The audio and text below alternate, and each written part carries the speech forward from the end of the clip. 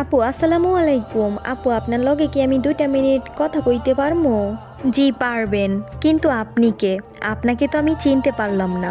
দেখেন আপু, আপনার লগে আমি ঘোরায় পেঁচায় কথা কইতে পারতাম না, আমার তো ইচ্ছা নাই। আমি আপনার নাম্বারটা অনেক কষ্ট কইরা কালেক্ট করছি। দেখেন আপু, যারে আপনি বিয়া করতেছেন মানে রায়হান, আপনার হবু হাজবেন্ড, অয় আমার লগে 4টা বছর রিলেশনশিপে ছিল, 1টা বছর সংসার করছে। এখন অয় আমারে ছাইরা দিয়া অয় এখন আপনারই বিয়া করতেছে ফ্যামিলিগতভাবে। দেখেন আপু, আপনার ভালোর জন্য কইতাছি, আপনি বিয়েটা কইরেন না। আপনি এগুলো কি বলছেন? আর আপনার কথাগুলো আমি কেন বিশ্বাস করব বলেন? আপনি কি আমাকে কোনো প্রমাণ দিতে পারবেন? কি যে কইতাছেন না আপু, আমি আপনারে পই পই কইরা আজকে 4-5 বছরের সব প্রমাণ আপনারে আমি দিতে পারবো। আপনার হোয়াটসঅ্যাপ নাম্বারে আমি অলরেডি সব কিছু দিয়া দিতাছি, আপনি একটু দেইখা লন, ঠিক আছে? আর আপনার কাছে একটাই কথা বলবো, আপনি বিয়েটা কইরেন না। ওই আমারে বাজেভাবে ঠকায় আপনারে বিয়া করতেছে। আমি ওরে চাই, কিন্তু ওই আমারে চাইতাছে না। আচ্ছা ঠিক আছে আপু, আপনি একটু আমাকে প্রমাণগুলো প্লিজ পাঠিয়ে দেন, তারপরেই আমি যা করার করতেছি।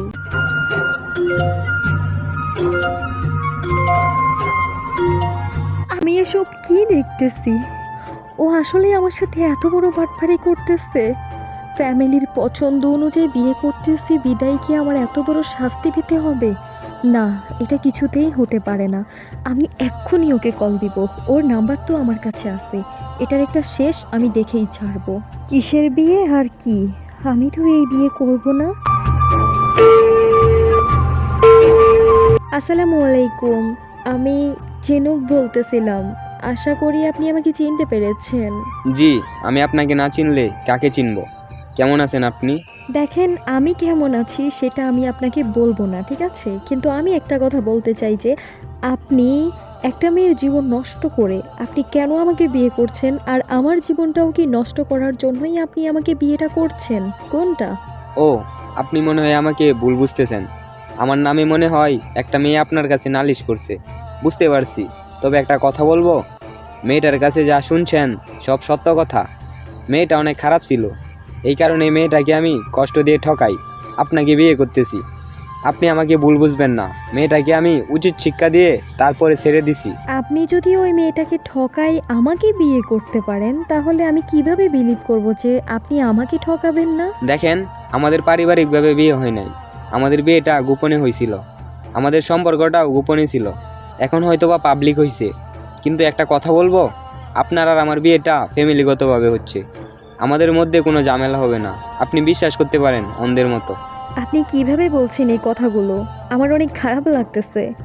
আপনি বুঝতেছেন আমি পারিবারিকভাবে বিয়ে করতেছি? ইভেন আমার হাজবেন্ড আগে সংসার করছে, রিলেশনশিপে ছিল।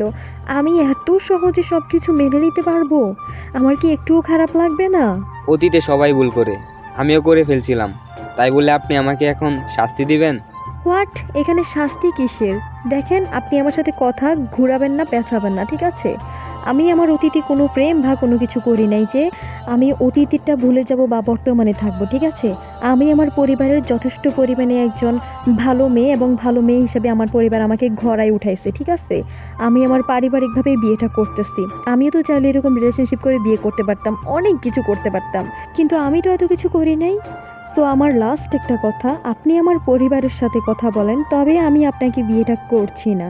কারণ আপনার আর ওই মেয়েটার যেরকম ছবি আমি দেখেছি, এই ছবি দেখলে যে কেউই আপনাকে বিয়ে করবে না। সো আই এম সরি, কিসের হলুদ আর কিসের বিয়ে, কিসের কি, এগুলো আমার কাছে কিছুই না, বা এগুলোর কোনো মানেই হয় না, ঠিক আছে? আমি রাখলাম, আপনি আমার পরিবারের সাথে কথা বলেন। আমি এই বিয়েটা করতে পারবো না, ইম্পসিবল। প্লিজ আপনি শুনেন, আপনি কলটা কাটবেন না। আপনাকে আমি বুঝিয়ে বলতেছি, আপনি এরকমটা করবেন না, প্লিজ।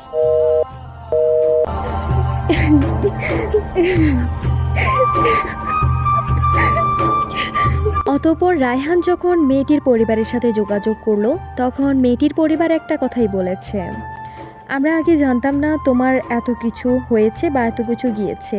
আমরা যেহেতু এখন জানতে পেরেছি, আমরা আমাদের মেয়েকে তোমার কাছে বিয়ে দিব না। আই এম সরি, তুমি বিয়েটা ভেঙে ফেলো। প্রয়োজনে তুমি যেই মেয়েকে ডিভোর্স দিয়েছো, যেই মেয়ের জন্য এত কিছু হয়েছে, সেই মেয়েকে তুমি বিয়ে করে নাও আজকে রাতেই বা কালকেই। তবে তোমার কাছে আমরা মেয়েটাকে বিয়ে দিচ্ছি না। তুমি চাইলে রাখতে পারো কলটা। মেয়েটির পরিবার অতপর ওখানেই বিয়েটা ভেঙে দিয়েছে। মেয়েটি অনেক ভেঙে পড়েছে, মেয়েটি অনেক কান্নাকাটি করছে, অনেক কষ্টের মধ্যে ডুবে আছে। তার পরিবার তাকে একটা কথাই বলেছে মেয়েটিকে, তোমার যদি পছন্দের থাকে তাহলে তুমি বিয়ে করে নিতে পারো।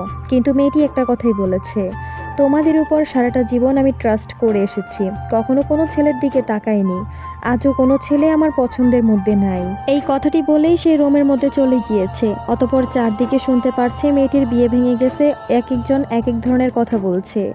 অতপর মেয়েটি এত বেশি কষ্ট পেয়েছিল যে বিয়ের 5 দিন পরে মেয়েটি নিজের জীবনটা শেষ করে দিয়েছে।